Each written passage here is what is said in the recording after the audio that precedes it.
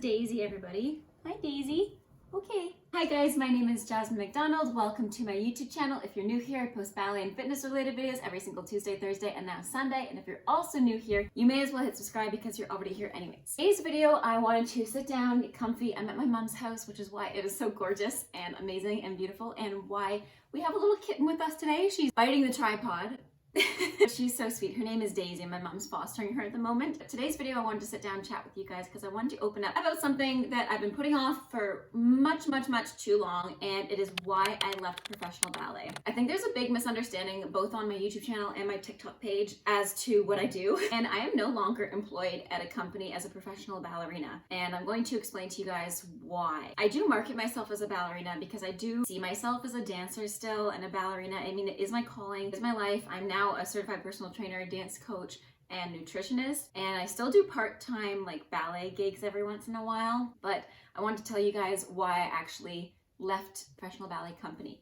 So we have to circle back to 2016, which is when I started a professional career at a Romanian national opera house, and I joined the company as a corps de ballet. I joined the company for 4 years, so fast forward a few years, I enjoyed my time so much. I moved from one apartment to the next apartment. It was kind of crazy. Like the first apartment I had cockroaches, the second apartment, oh my gosh, I got my cat, and the owner was really not cool with it. It was kind of a nightmare. Let me know in the comments down below if you want a story time on my adventures in Romania, because there's a lot of stories that I'd have to unpack in separate videos because many things have happened since I was there. And then in my final year in 2019, as of April, I actually broke my femur, which I'll get into right now. I actually had a stress fracture in my left femur head. My femoral neck was, there was a hairline fracture right at the corner on the inside of it. So every time I would stand on my leg, it would really hurt, and I didn't know why. And ultimately, when I got the MRI, they told me I had a stress fracture on my femur, and I couldn't get out of bed for like a month. It was also at the same time that, I don't know if this is related, but it kind of is, that I was going through a breakup. And that sucked because I couldn't get out of bed. I was already sad for my breakup. I was getting more depressed about my injury and not being able to see my friends as much. A lot of them did come over and help me out. Like one of my friends brought over food. A couple of my other friends just hung out with me. I did make it to the theater because I was like a 5-minute walk. So I kind of stumble over there trying not to put weight on my leg because it was literally down the street. So it was a really miserable year for me. I'm not gonna lie. I struggled a lot with my body image that year as well. And I think that was the stem of when I started thinking about quitting. So for the longest time, since I can remember, since I was 14, I had issues with my body image. I'm not gonna lie. I had a lot of random thoughts in my head that wasn't related to what I was hearing in the studio. The teachers would tell me like great work or give me reassurance, and I was just really hard on myself. And I think it really stemmed from the fact that in high school my dad was sick. So trigger warning for anybody watching this is a pretty serious video. It's not one of my more lighthearted ones, but I did just want to get this all out of the way and clear. But when I was younger, I lost my father at 17, and that kind of spiraled into my own depression and anxiety and ED. So I struggled with that for many years in my early adolescence, in my teen years, and in my early adulthood. When I got my job at the company, I was fine until someone had told me to lose weight. Again, trigger warning. I'll just put this in the, the video everywhere. If you are struggling right now and this is not something that you are comfortable listening to or hearing about, please click off the video and go watch one of my more lighthearted ones. I'll put them in cards up here or in the description box. Yeah, I was told in my first year there that I had to lose 10 pounds off of my frame in 2 weeks. As a nutritionist and personal trainer right now, I don't even tell my clients that is their goal because of their health. That is what they should set as their goal because it's just not healthy and it's not sustainable. So going about that, I dabbled into really toxic behaviors with myself, and I don't want to get into that right now. I'm comfortable sharing everything with you guys, but I'm not quite comfortable going into that just yet. Maybe later I'll make a video on my journey with an ED and my mental health, but essentially I struggled with that specific toxic behavior for 3 or 4 years. And that led into injury year. And I think my injury was also due to the fact that I was neglecting my body and its needs. So the cat's going crazy and playing with all the toys. So if you hear rustling, that's why. But yeah, so fast forward 2019, I was going through a breakup, I was bedridden, I was injured. And then when I came back, I was still told to lose weight after I came back from my injury. So yeah, I was struggling with my body image then after when I came back as well, because I was told I had to lose weight again for a show in a week. Like I was told by one of the female teachers that I had to lose a certain amount of weight in 1 week that was actually doubled to what the previous person told me. So yeah, that didn't end up well. I actually got injured again in my other hip, the exact same injury, but it wasn't fractured this time, goodness. But it was a stress fracture, or stress reaction rather. So I was sick of this. I was sick of the mistreatment of the other girls in my company. We also weren't paid for 3 months at a time at one point because they didn't have the funding and the money. Yeah, and that was in our contract. So definitely read your contracts before accepting any kind of job, not even just ballet, but any kind of job. Cat is going crazy, guys. We were not paid for 3 months. First of all, the pay was $1,000 a month. We're only paid for 10 months of the year. One of the months I didn't even see the salary. So it was already really hard struggling with the finances on top of my mental health.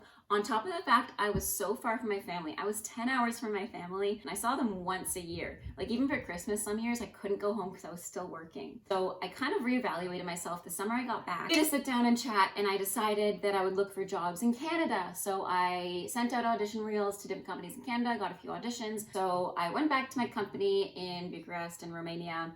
And then I came back for auditions, and when I came back in the summer, I was dabbling on Tinder because I'd gone through a breakup, and I was like, I'm gonna get back in the saddle. And I was scrolling through Tinder, and I came across this one guy, and I was like, oh my gosh, he looks so sweet. He has his dog in his profile, and we got talking. Long story short, ended up being Steven, and we've been together for 2 years now.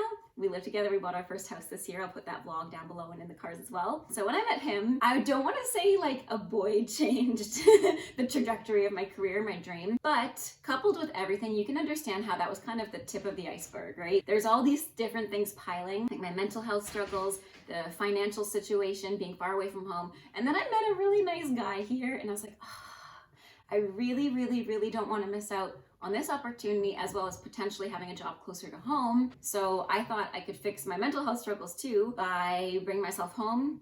Ultimately it did. I mean, I think that was one of the main reasons I was struggling so much mentally when I was away from home.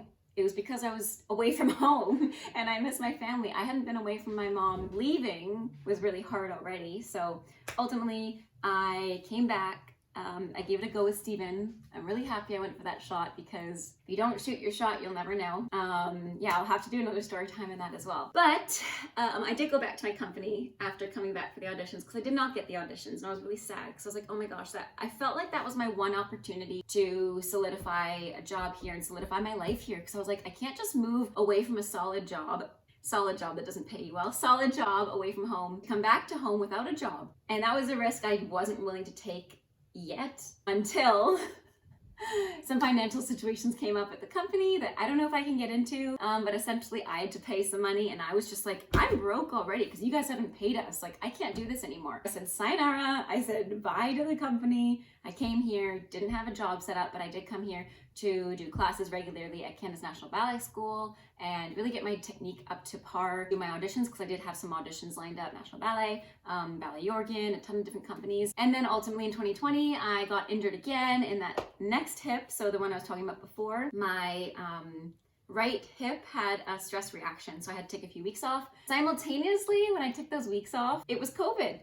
COVID first hit. Auditions were canceled. Studios were closed. Classes were canceled. People were getting sick. So I was staying at home. Yeah, that's how I got here, I guess. That story was kind of all over the place. But ultimately, I just want to let you guys know like what I'm doing now and that I'm not considered a professional ballerina under a contract anymore. I think that was the best decision I've made for myself, for others around me. I am no longer dependent on my parents. I am more financially independent. I have not struggled with body image or mental health I mean, everybody struggles with mental health, but I have not struggled with my body image since I quit ballet, and ultimately health is everything, right? Health is your wealth. If you don't have health, you don't have anything else. So if you're struggling, I want you guys to look down in the description box down below for some resources that I've put out because, like I said, health is everything, and don't let someone else tell you how you should be, what you should look like, especially a man, sorry, but don't let anybody else tell you who to be with, what to look like, how to act. The only boss of your life is you. I hope this kind of cleared things up. I'm sorry it was kind of all over the place. I'm getting really distracted by this cat. She's so cute. But I hope you guys enjoyed this video, and just know that if you are struggling, please go see the resources I've put in the description box. I love you all, and Since starting this YouTube channel, it has just made me even more confident since leaving ballet, because it is such a big deal to give up your dream. And I don't want to say give up, because I still consider myself a ballerina. It is still so much a huge part of my identity, and I don't see myself doing anything else in the future other than creating ballet content, teaching ballet, those two things pretty much, and dancing. Regardless, it was a hard decision to make. I'm not gonna lie, it's not like overnight I was just like, I'm leaving. It was a lot of things, like I mentioned in this video: finances, mental health, potential of settling down, meeting your significant other to spend the rest of your life with. So it was definitely a lot of things. So I hope you guys enjoyed this video. Let me know in the comments down below what you want to see next, and if this helped you. And if you want, I'm always answering my comments down below. So put some questions down below, open up the chat. We are an open and welcome community here, and I couldn't be more grateful for you guys. Thanks again for watching. Have a great rest of your day. Stay safe, and bye now. They don't even know me yet.